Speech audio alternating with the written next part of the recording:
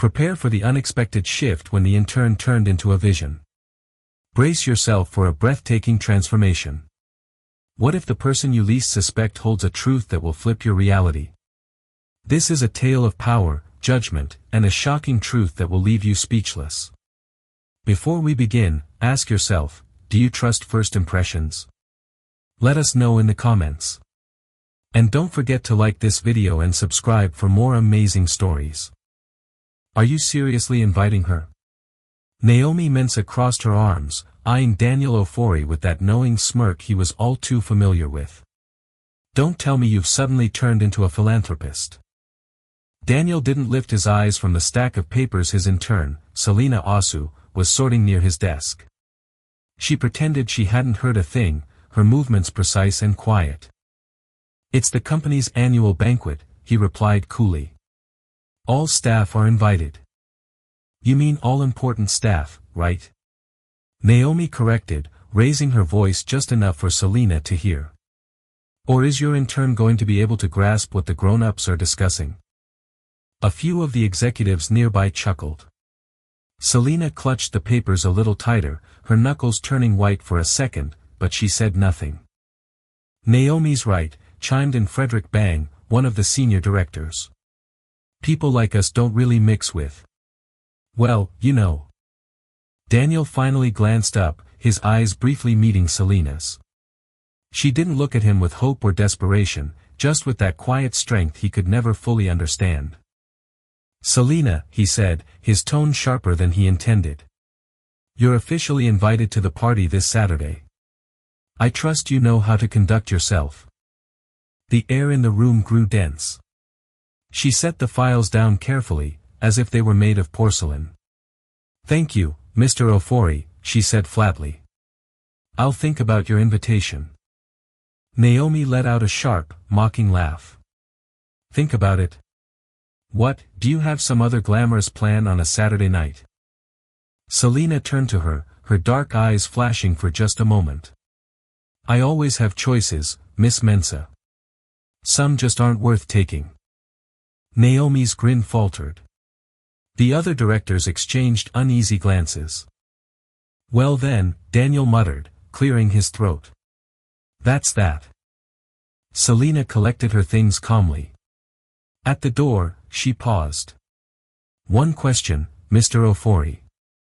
Is this invitation meant to have any special meaning? Daniel felt a tightness in his throat as the others waited for his reply.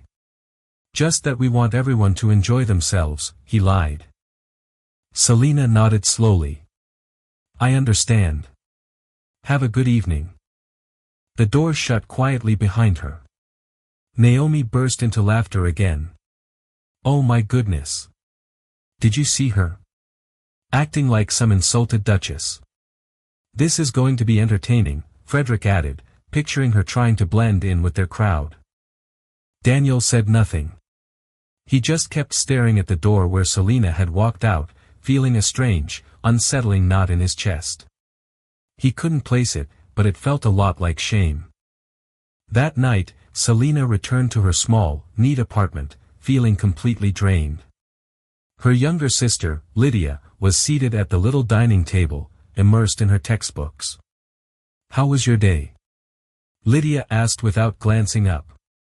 Selena dropped onto the couch with a heavy sigh. I got invited to the company event. Lydia finally lifted an eyebrow. And is that good or bad? Bad. Very bad. Why?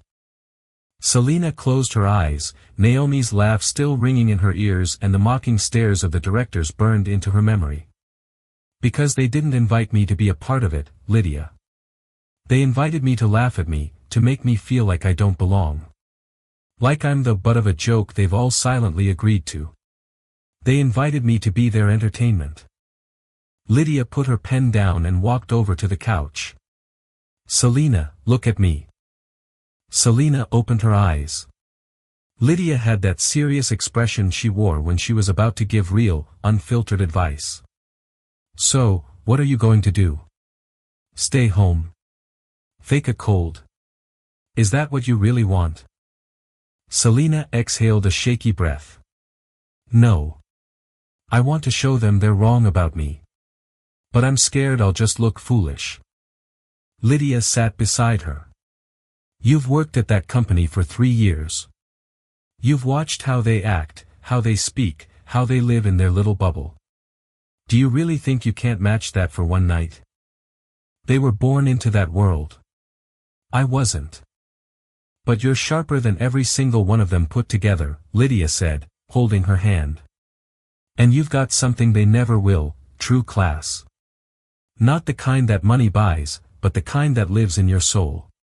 You walk into a room and you carry something they can't define, and that scares them. Selina felt tears sting her eyes. What if I'm wrong? What if I just prove them right about me? Lydia gave her hand a firm squeeze.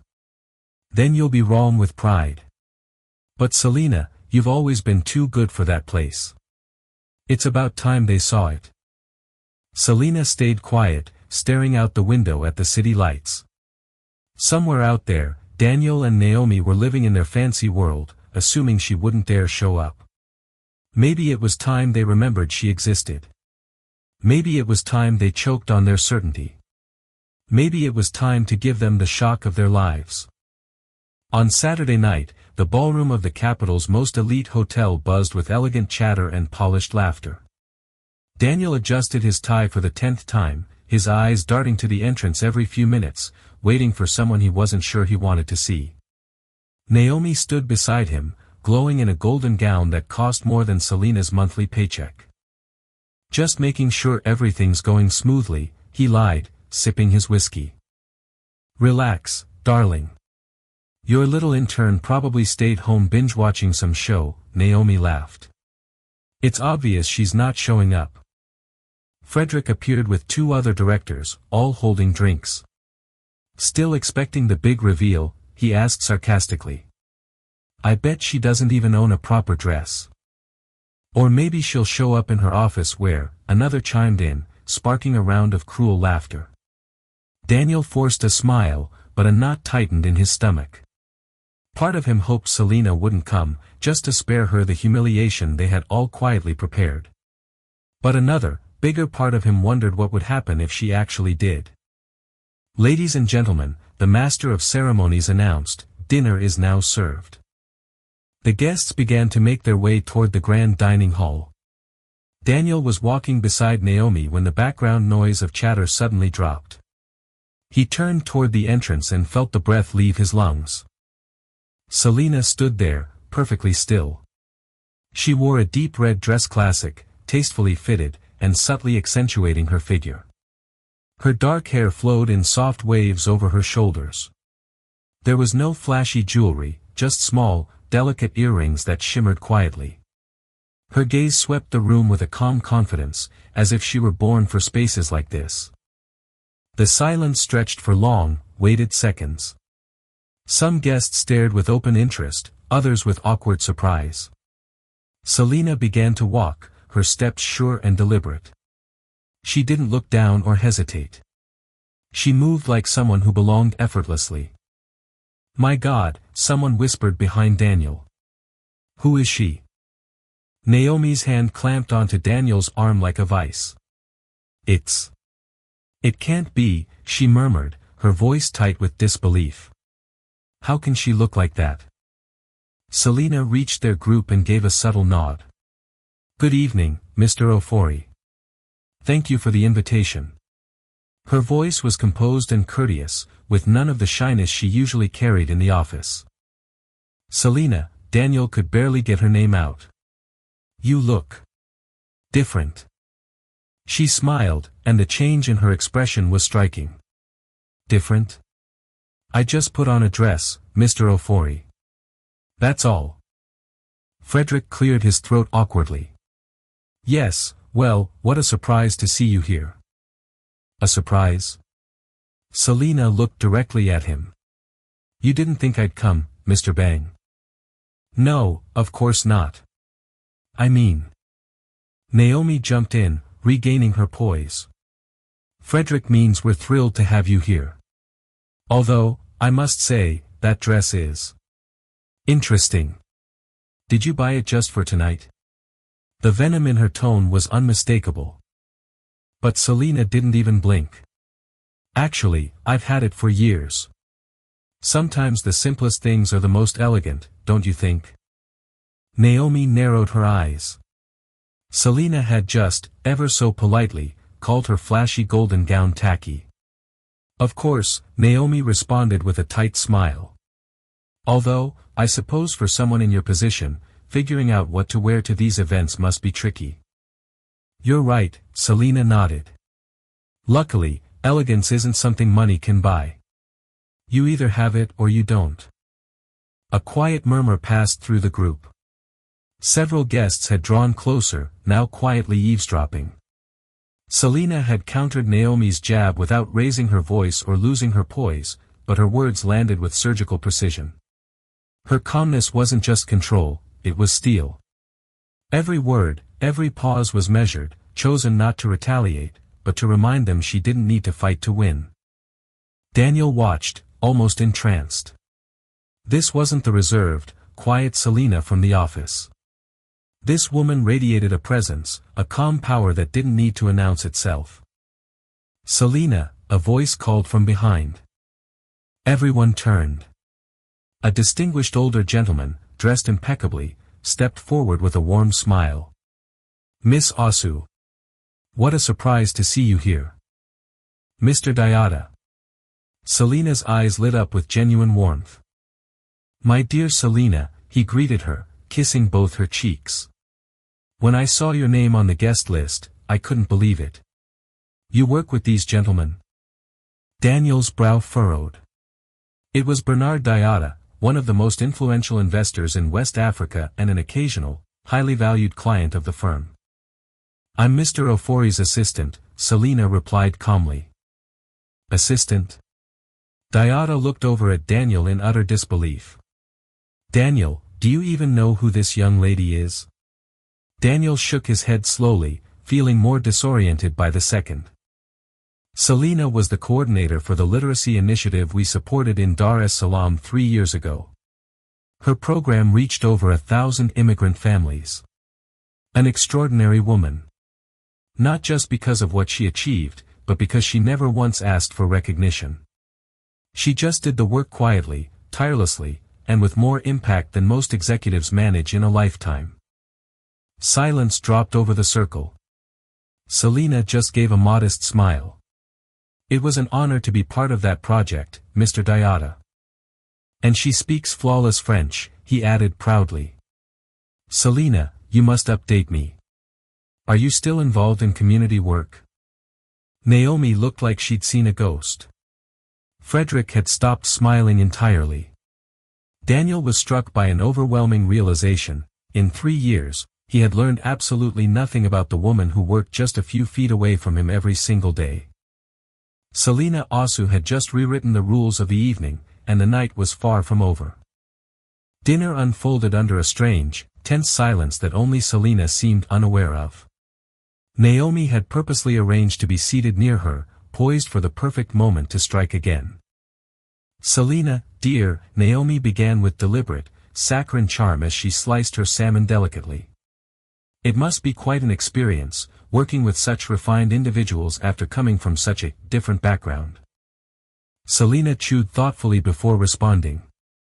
Are you talking about working with the wealthy after working with the poor? The bluntness of the question made several guests pause mid-bite. Well, I wouldn't have phrased it so harshly, Naomi chuckled awkwardly. Why not? Selina replied calmly. Poverty isn't a disease, Miss Mensa. And wealth doesn't automatically equate to refinement. Frederick cleared his throat. Surely you've had to do a lot of adjusting to fit in at our firm. On the contrary, Selina smiled. I've come to see that people are more alike than they are different, regardless of their bank account. Everyone wants to be understood. Everyone needs dignity. Everyone stumbles. What a charming philosophy, Naomi murmured. Though I imagine it's easier to preach when someone else is footing the bill. Selina didn't respond right away. She sipped her wine and regarded Naomi with a look of honest interest.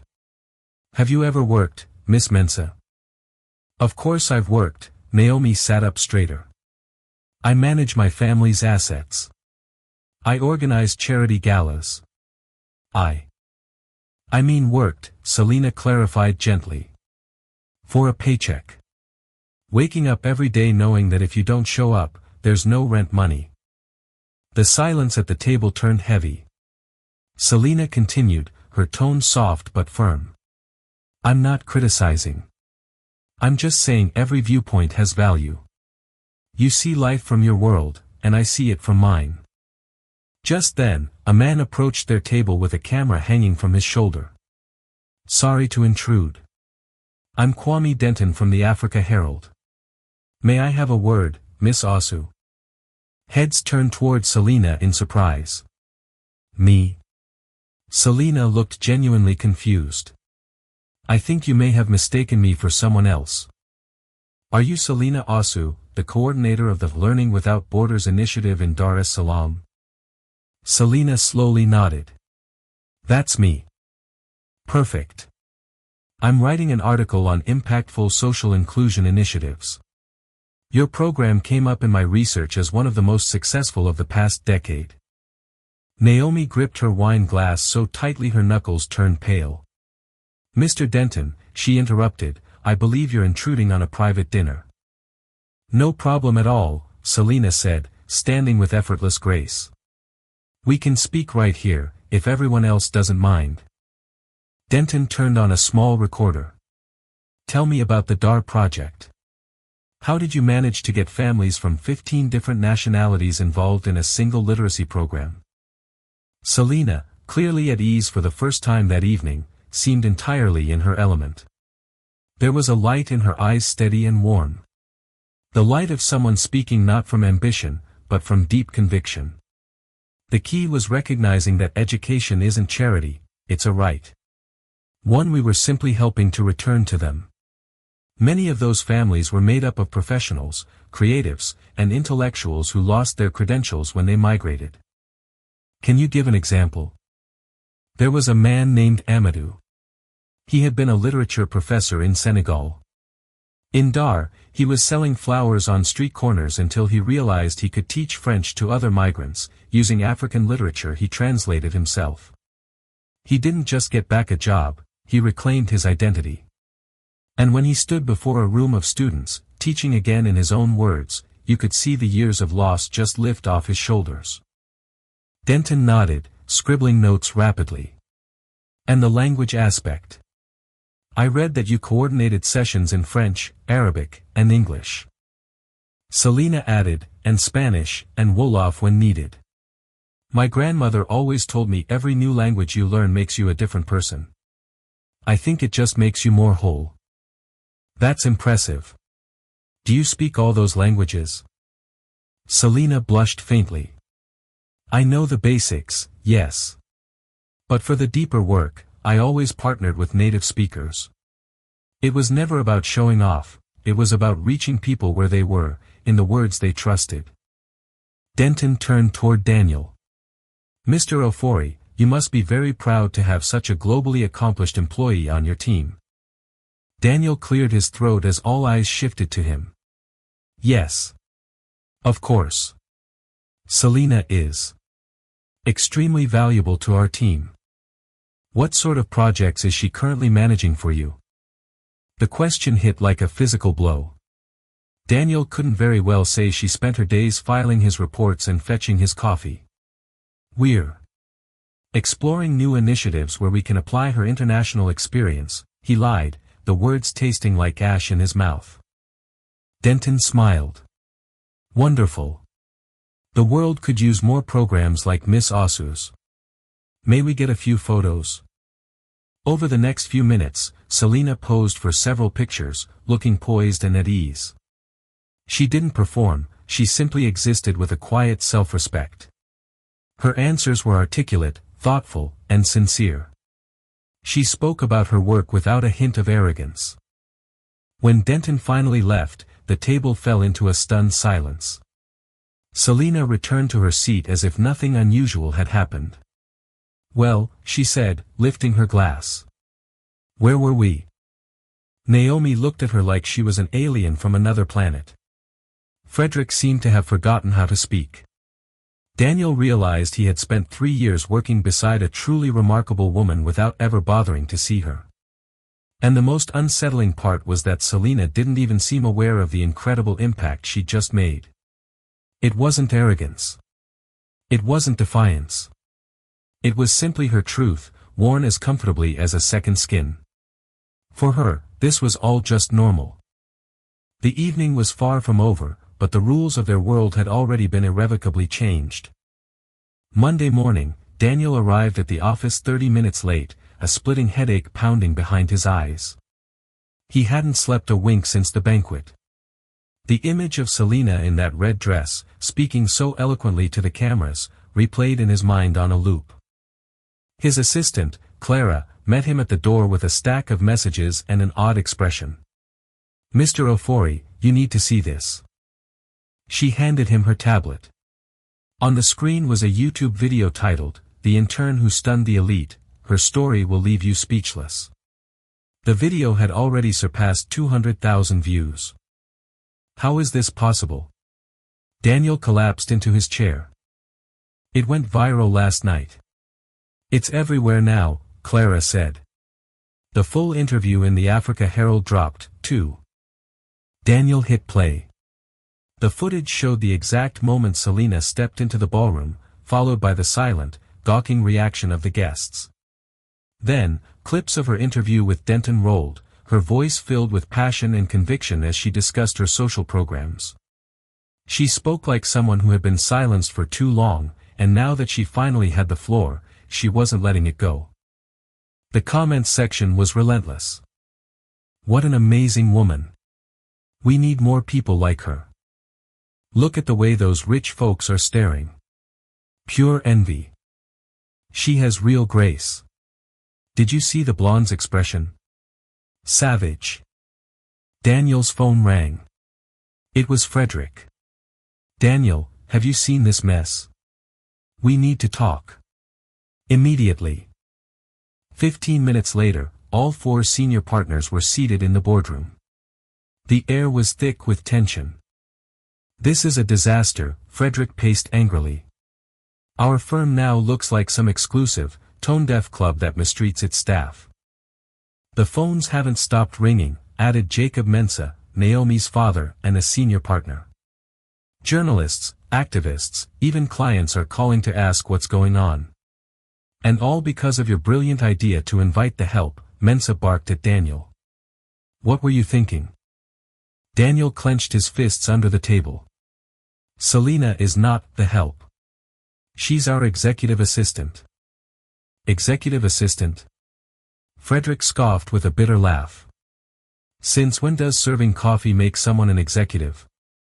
Did you know she speaks 5 languages? That she coordinated global projects before she ever joined us?"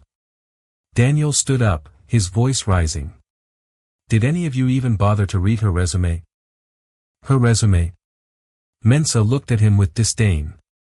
"Daniel, we hire people like her to handle the grunt work, not to lecture us on ethics." At that moment, the door flew open. Naomi stormed in, her eyes puffy and her makeup smudged. "This is a nightmare," she shouted. "I'm being mocked all over social media. There are memes of my face, Daniel. Memes." She flopped dramatically into a chair. "My friends won't answer my calls. My stylist says I need a whole rebrand because my image is ruined. All thanks to that woman." "Naomi, calm down," Daniel said, reaching out to touch her shoulder, but she jerked away. "Don't touch me. This is on you. You invited her. You let her humiliate us." Frederick seized the moment. "Daniel, we need to act now. The firm's reputation is crumbling. What do you suggest?" Daniel asked, his voice low. "Obviously, Selena has to go. Today. Fire her." "On what grounds?" "You'll need a reason." Mensah leaned back in his chair with a cruel grin. "Find one. Tardiness, clerical errors, whatever. We can start an audit of her performance, find some conveniently uncovered mistakes, maybe some behavioral concerns. Daniel looked around at the men he once called colleagues, even friends. But now he saw something he hadn't before, raw, ugly fear. Fear that someone like Selena could expose them for who they truly were. "No," he said softly. "No. We're not firing Selena." Frederick straightened in his seat. "Daniel, don't be naive. That woman is sinking our firm. Our firm, our reputation, or our hypocrisy." The room went still. Naomi narrowed her eyes at him. "Do you have feelings for her, Daniel?" The question hit like a slap. Daniel felt every eye in the room on him. "This has nothing to do with personal feelings." "Then prove it." Mensah leaned forward, his voice a low growl. "Prove your loyalty still lies with us." Daniel looked out the window. Outside, the city carried on with its usual rhythm, but inside that office, something had irrevocably shifted. The facade of professionalism had crumbled, revealing the ugly truths he had ignored for far too long. His phone buzzed. It was an unknown number. He glanced at the caller ID, West Africa Today. Daniel silenced his phone and looked at his partners. "I need time to think." "We're out of time," Frederick replied coldly. "Either she goes, or this gets a whole lot worse." As Daniel left the boardroom, he couldn't shake the thought. Just a week ago, his life had been stable, predictable, even comfortable. Now, he felt like he was standing at the edge of a cliff, and someone had just lit the fuse behind him. The safety net of silence had vanished. All that remained was a choice between complicity and courage. The question was, did he still want to put out the fire, or was he finally ready to leap? 3 days after the restaurant fallout, Daniel sat at his desk at 5 a.m., staring at his screen, writing and rewriting the same paragraph for the 10th time. Beside him, a cold cup of coffee and several discarded drafts bore witness to his inner turmoil. Selena had not been in the office since Monday. Clara had informed him that she'd requested a few personal days, but Daniel suspected Frederick or Mensah had pressured her to stay away while they prepared her termination. Daniel finished typing, leaned back, and read the letter one more time. It was addressed to the city's leading newspaper, and he knew that once he sent it, there was no going back. At 8 a.m., when Frederick strolled into the office with his usual self-assurance, he was greeted with a nasty surprise. His assistant handed him the morning edition of the paper with a troubled look. On the opinion page, beneath a bold headline and a photo of Daniel Ofori, was an editorial titled, "A Necessary Apology and a Delayed Reflection." Frederick began to read, a chill spreading through his chest. "As a founding partner of Ofori and Associates, I feel compelled to make a public statement both to an exceptional employee and to society as a whole. Selena Osu has worked with us for 3 years. In that time, my partners and I failed to treat her as the capable, qualified professional she is. Instead, we viewed her as secondary, someone whose role was simply to make our lives easier. The scandal last week was not caused by Selena. It was caused by our failure to see the talent that had been right in front of us. It was caused by our class arrogance, our social blindness, and our comfort within a system that benefits us at the cost of keeping others in roles that don't reflect their true potential." Frederick rushed to Daniel's office, but it was empty. His assistant informed him that Daniel had arrived early, left some documents, and departed without saying when he'd return. Frederick's phone rang. It was Mensah. "Did you see the paper?" Daniel's lost his mind. "I'm reading it now," Frederick seethed. "This is catastrophic. He's dragging us all down with him. Do you know how many clients have already called, asking if we really discriminate against our staff?" Frederick kept reading. "Selena Osu does not need us to defend her. Her accomplishments speak for themselves. But we do need to defend ourselves from the moral mediocrity that lets us sleep well at night while we squander talent based on class bias. Therefore, as of today, Selena Osu will be promoted to Special Projects Coordinator, with the salary and responsibilities she has long deserved. I also announce my temporary withdrawal from the firm's daily operations to reflect on the type of organization we want to lead and the kind of individuals we want to be." "He's insane," Mensa shouted into the phone. "Special Projects Coordinator. That role doesn't even exist." "Wait, there's more," Frederick said, his voice trembling with rage. "To Naomi Mensa, who for years was my partner and with whom I once imagined a future, I say this: love cannot survive where there is disdain for others. Your actions last week revealed a part of you I can no longer accept. To my partners, I remind you, a company isn't just a profit-making machine, it's a mirror of our humanity. And to Selina, I apologize for the 3 years lost, for not seeing what was always right in front of me, that you are a remarkable woman who deserves far more than this firm has ever offered." Frederick dropped the paper. His phone kept buzzing, Mensa still yelling on the line, but he no longer heard any of it. Meanwhile, in a small cafe downtown, Selina sat holding the same newspaper, her fingers trembling slightly. Her sister Lydia sat across from her, studying her every expression. "So, what do you think?" Lydia asked gently. Selina slowly folded the paper. "I think it's easy to write beautiful words when you've got nothing left to lose." "You don't believe he means it?" Selina sighed, her gaze drifting to the street outside. "I think Daniel Ofori finally woke up. The problem is, he woke up 3 years too late." Her phone began to buzz. Unknown numbers, one after another. Journalists, talk shows, advocacy groups. Daniel's editorial had turned Selina into a symbol, whether she wanted it or not. "Are you going back to the firm?" Lydia asked. Selina watched the people hurry by, each carrying their own unseen battles. "I don't know," she replied honestly. "I don't know if I want to be Daniel Ofori's redemption project." But deep in her heart, something had shifted. For the first time in 3 years, someone had truly seen her. The question was that enough to build something new on the ashes of what had been burned to the ground? A year later, Selina arrived at the office early, just as she always did. It was no longer the modest, borrowed space where the initiative had started. Now, it had a home on the ground floor of a bright, airy building in the city's historic center. Photos lined the walls, snapshots of digital literacy graduations, families reunited after resolving legal issues, and children beaming with newly secured scholarships. The Community Empowerment Center had grown beyond anyone's expectations. It was no longer just a legal aid program, it had become a full community hub, offering everything from computer classes to entrepreneurship workshops. Each photo told a story, a small victory won against a system that had long ignored people like them. Daniel arrived half an hour later, carrying 2 coffees and a bag of sweet bread from Auntie Munsa's corner stall, the very woman who had sorted out her pension through their program.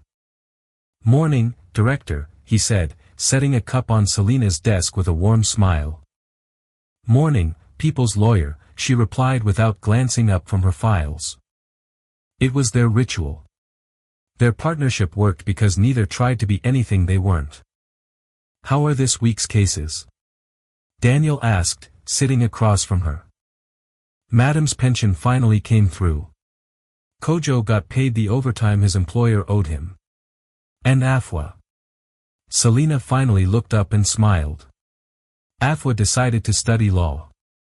We secured her a full scholarship at the public university. She wants to be like us when she grows up," Daniel said, laughing. "Like us?" Selina raised an eyebrow. "Remember when you thought you were my boss?" They both chuckled, a sound filled with shared history and gentle teasing. The door opened and Lydia stepped in. She now worked part-time at the center while finishing her degree in social work. "Selina, the journalist from EDU Nation, is here. Should I bring him in?" The center had gained national attention, and though they declined most media requests, this one, from a respected educational publication, was different. "Let him in," Selina nodded. For the next hour, the young journalist asked questions about their methods, funding, and the center's future. But in the end, as always, he turned to the personal. "You two have such an interesting story," the journalist said. "From a contentious dynamic in a corporate law firm to partners in a community program. How would you describe your relationship now?" Selena and Daniel exchanged a glance. It was the question they always got and never quite knew how to answer. "We're colleagues," Selena said finally. "Friends," Daniel added. "People who learned how to work together," she continued. "And personally," the journalist pressed. "There are rumors." "We're two people who decided," Daniel interrupted firmly but gently, "that the work we do is more important than the rumors others create about us." After the journalist left, they sat in a comfortable silence, sorting through the papers on Selena's desk. "Does it bother you?" Daniel asked quietly. "That they always ask about us?" Selena shrugged. "It used to. But I'm used to it now. People need to put things in a box to make sense of them." "What if it were true?" Daniel asked, his voice soft. "What if there was something more between us?" Selena paused, her hand hovering over a file, and looked at him. "Is there?"